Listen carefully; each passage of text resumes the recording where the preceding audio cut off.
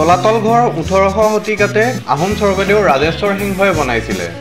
ধুদৰ আলি 212 kilometre দীঘল আৰু ই গোলাঘাটৰ কমাৰ গাঁৱৰ পৰা ওলাই নিব্বানিব্বিসকলে তলাতল ঘৰটো কলেজৰ বাথৰুম বনাই দিছে। 1950 চনৰ বৰ ভূমিকম্পত মন্দিৰৰ পদচিটো খহি গৈছিল যদিও আৰু ইয়াৰ পিছত আমি বিশ্ব ঐতিহ্য ক্ষেত্ৰ চৰাইদেউ মৈদামলৈ যাম। ব্ৰহ্মপুত্ৰ এখন বিশাল নদী আৰু এই বিশাল নদীৰ ওপৰত আমি এতিয়া আছাম টাং ৰোডেদি আহি আছো, গৌৰীসাগৰলৈ আহি আছো। মৰ্নিং এভৰিৱান, পুৱাৰ পৰা উঠিলো, কালি ৰাতি শিৱসাগৰ পালোহি আৰু ঐতিহ্যমণ্ডিত শিৱদৌলৰ কাষৰ টুৰিষ্ট লজত আমি আছোহি। এতিয়া আমি ব্ৰেকফাষ্ট কৰিমগৈ, কৰি পেলাই শিৱসাগৰখন অকণ ঘূৰিম। আৰু শিৱসাগৰখন বহুত নেচাৰেল, মানে গছ গছনি আছে আৰু শিৱসাগৰখন বহুত হিষ্টৰিকেল প্লেচ হয়। ইয়াত আহোমৰ কিছুমান কীৰ্তিচিহ্ন আছে আৰু আহোমৰ ৰাজধানী আছিলে শিৱসাগৰ। দৰ্শক মণ্ডলী, ব্ৰেকফাষ্ট কৰি মেলি ওলাই আহিছোঁ। এতিয়া আমি শিৱদৌলৰ কাষৰ পুখুৰীটোদি ওলাইছোঁ। এতিয়া আমি গৌৰীসাগৰ যাম আৰু শিৱসাগৰ ইপাৰে ইপাৰে অকণমান ঘূৰিম। কালি আপোনালোকে আমি সোমাই আহোঁতে দেখিছিলে শিৱদৌল। আমি এতিয়া আছাম টাং ৰোডেদি আহি আছোঁ, গৌৰীসাগৰলৈ আহি আছোঁ। ইয়াত ৰাস্তাটো ভালকৈ হোৱাগৈ নাই, বনি আছে। এয়া দেখিছে বাইপাছ। দৰ্শক মণ্ডলী, এই যে ৰাস্তাটো আপোনালোকে দেখিছে, এইটো হ'ল ঐতিহাসিক ধুদৰ আলি। ঐতিহাসিক বুলি কিয় কৈছোঁ জাননে? কাৰণ এইটো ৰাস্তা 1647 চনতেই বনাইছিল আহোম ৰজা গদাধৰ সিংহই। ধুদৰ আলি 212 কিলোমিটাৰ দীঘল আৰু ই গোলাঘাটৰ কমাৰ গাঁৱৰ পৰা ওলাই যোৰহাটৰ মৰিয়নিৰ মাজেৰে আহি ডিব্ৰুগড়ৰ জয়পুৰত শেষ হৈছেহি। কথিত আছে স্বৰ্গদেৱে সেইটো সময়ত খুব এলেহুৱা মানুহ কামত নিয়োগ কৰিছিল এই ৰাস্তাটো বনাবৰ কাৰণে, সেইকাৰণে এই ৰাস্তাটোৰ নাম ধুদৰ আলি হ'ল।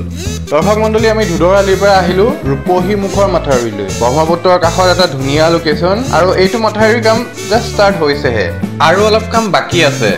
কাৰণ মাথাউৰিটোৰ ওপৰত ৰাস্তাটো হৈ গ'লে আহিবৰ কাৰণে আৰু মজা হৈ যাব। আৰু ব্ৰহ্মপুত্ৰৰ লোকেশ্যনটো আৰু তামামেই হয়। আৰু অলপমান আগলৈ আহি পেলাই দেখিছোঁ এয়া ধুনীয়াকৈ জিঅ' বেগ মাৰি পেলাই এটা ডাঙৰ এৰিয়া বান্ধি থোৱা হৈ আছে। চাগে এইটো এৰিয়াত গৰাখহনীয়া বেছি আছিলে, সেইকাৰণে ইমান ডাঙৰ এটা এৰিয়া জিঅ' বেগ দি বান্ধিব লগা হৈছে। ব্ৰহ্মপুত্ৰ এখন বিশাল নদী আৰু এই বিশাল নদীৰ ওপৰত মানে তিব্বতৰ ওচৰত চাইনাই বিশাল বান্ধ দি পেলাই ভেটি দিছে। সেইকাৰণে আজিকালি ব্ৰহ্মপুত্ৰখন খৰালি দিনত একেবাৰে শুকাই যায়, প্ৰায় একেবাৰে শুকাই যায়, আৰু বাৰিষা কালত একেবাৰে বহুত বেছি বাঢ়ি যায়। দৰ্শক মণ্ডলী, ফাইনেলি আমি কাম বন কৰি মেলি এতিয়া তলাতল ঘৰ পাইছোঁহি।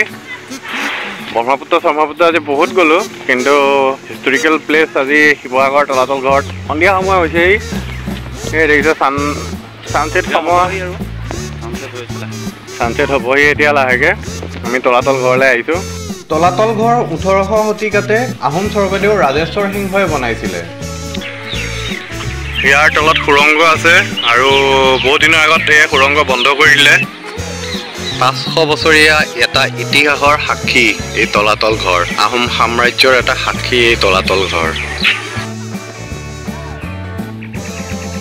সেয়া দেখিছে নহয়, এইবিলাক কিবা কিবি প্লাছ J+B। তেওঁলোকে বা বিয়া পাতিলেনে নাই J+B এ? দৰ্শক মণ্ডলীসকল, এয়া দেখিছে নহয়, প্লাছ মাইনাছ লিখিছে নিব্বানিব্বিসকলে। নিব্বানিব্বিসকলে তলাতল ঘৰটো কলেজৰ বাথৰুম বনাই দিছে। অকল এইটোৱেই নহয়, এইটো অসমেই লিখিছে বাৰু। এই তলাতল ঘৰটো 1751 চনৰ পৰা 1769 চনৰ ভিতৰতে বনোৱা হৈছিল। বনোৱা মানুহজনেও চাগে সপোনতো কল্পনা কৰা নাছিল তলাতল ঘৰৰ অৱস্থা এই প্লাছ মাইনাছত আহি যাব বুলি। C+B একদম কলেজৰ নিব্বানিব্বিবিলাকে একদম কলেজৰ বাথৰুম বনাই দিছে এয়া তলাতল ঘৰ। আৰুনো কি ক'ম আৰু।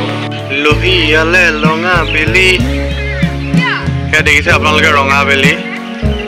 আবেলি সময় হৈ গৈছেহি। এয়া আহোমৰ যুগৰ টোপ।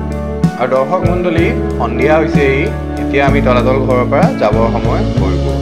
গুড মৰ্ণিং দৰ্শক মণ্ডলী। শিৱসাগৰত তৃতীয় দিনাখন ৰাতিপুৱাই উঠি শিৱদৌললৈ বুলি আগবাঢ়িলোঁ। শিৱদৌল আহোম স্বৰ্গদেউ শিৱসিংহৰ ৰাণী অম্বিকা কুঁৱৰীৰ দিনত নিৰ্মাণ হৈছিল। 1731 চনতেই শিৱদৌল, বিষ্ণুদৌল, দেৱীদৌল নিৰ্মাণ কৰাৰ লগতে শিৱসাগৰ পুখুৰী বা বৰ পুখুৰী খন্দা হৈছিল। এই শিৱদৌল অসমৰ সকলোতকৈ ওখ দৌল।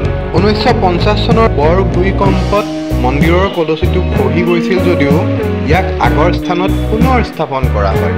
আৰু ইয়াৰ পিছত আমি বিশ্ব ঐতিহ্য ক্ষেত্ৰ চৰাইদেউ মৈদামলৈ যাম। দৰ্শক মণ্ডলী, আপোনালোকে নেক্সট ব্লগটোলৈ ৱেইট কৰিব।